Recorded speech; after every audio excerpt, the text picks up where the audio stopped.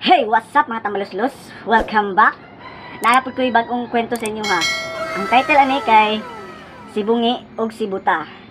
Kani si Bungi og Buta, mag-amigo yun kini sila. What? Sa unsa nilang pangwaon, mga mangga, santol, mga durian, mga kuan bisag unsa, mag-amigo kini sila, suod kini sila. Naisa ka adlaw nga namungang bayabas nila kuan nila Bungi, ana tos Bungi nga. Ta. Mo nang mayamas sa mo ah. Dagan kay bunga. Anak po si Buta. Away pagduduwas Buta. Anak si Buta. Sige ngi. Muha tag biyabas. Kilami kay ikaw biyabas. Ito sila. Ito sila sa biyabasan ni Bungi.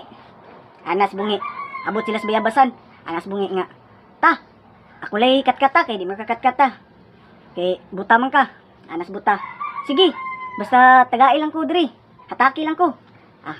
Gi. Katkat na si Bungi. Kaon Bungi dito. Anas Buta nga. Ngi. Nagay ko biyabas ngi. Si Bungi. Sirok pod kay si Bungi. Labay-labayan ran niya panis bayabas kaon siya.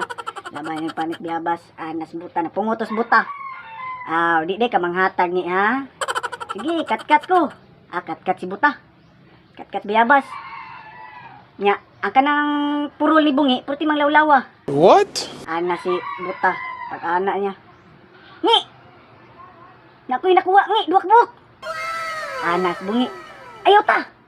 Kaya nga naman, ako man ang itlog ta. Anas Buta. Kay imo man kwaon.